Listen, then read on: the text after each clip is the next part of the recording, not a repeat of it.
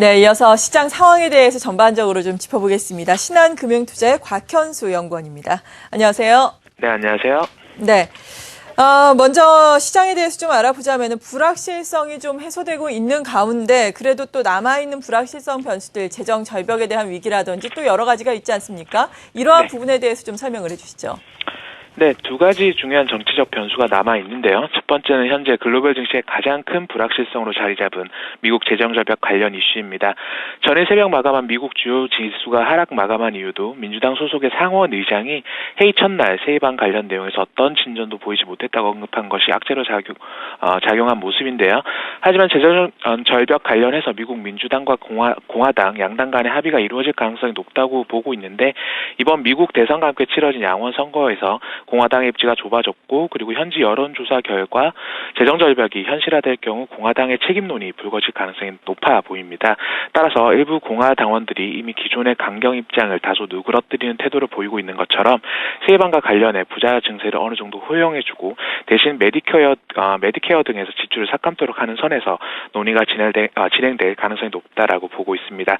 두 번째는 스페인 이슈인데요. 그리스라는 큰 산을 넘은 유로존 재정 위기가 이제는 스페인을 넘어서야 할 차례로 보입니다. 스페인의 경우 라우이 총리가 독일 등 안전 국가와의 적정금리 격차를 200bp 이하라고 언급했기 때문에 현재 400bp 이상 벌어져 있는 상황에서는 언제든지 스페인이 구제금융을 신청할 가능성이 높아 보이는데요. 그 시기에 대해서는 다소 이견이 있을 수 있습니다. 여전히 이 시기에 OMT가 어떤 메커니즘으로 운영되는지에 대해서 명확하지 않다라는 점이 스페인에게 부담으로 작용하는 모습인데요. 따라서 12월 6일로 예정된 20일 통화정책 회의 그리고 드라기 총재 발언에서 OMT와 관련된 힌트를 얻는다면 스페인이 빠르면 연내 그리고 늦어도 연초에는 구제금융을 신청할 가능성이 높다라고 보고 있습니다. 두 가지 변수 외에 꼭 짚고 넘어가야 할 변수는 밸류에이션인데요. 현재 코스피의 밸류에이션 12개월 선행 PER 기준 8.7배 내외로 2010년 이후 평균 대비 1편차 정도 낮은 수준에 있습니다. 여전히 코스피는 저평가 영역에 위치해 있다고 판단하고 있습니다.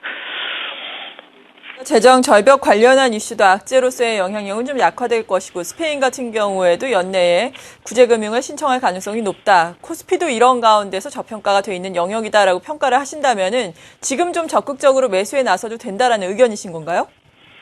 네, 불확실성이 완화돼 투자자들이 리스크에 대해 반대급부가 크다라고 생각을 한다면 이제 증시가 또 오를 수는 있는데 여전히 두 가지 앞서 말씀드린 두 가지 변수가 짚고 넘어가야 될 변수이기 때문에 급하게 투자에 나설 필요는 없다라고 보고 있고요. 서서히 투자 비중을 확대하는 게 필요한데 고베타 종목에 대한 관심이 높아질 수 있다라고 보고 있습니다.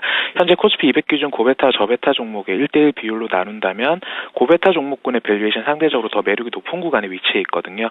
따라서 향후에 재정절벽 이슈와 유로존 이슈로 증시가 조정을 받을 때 고베타군들의 조정폭이 상대적으로 컸기 때문에 발생한 현상인데 해당 군 내에서 2013년 이 성장률, 현재 PBR, 그리고 예상 ROE 등을 감안했을 때 삼성전자, 그리고 정유 3사, 호남소규 등의 일부 중국 관련주에 대해서 점진적인 비중 확대가 필요한 시점으로 판단하고 있습니다.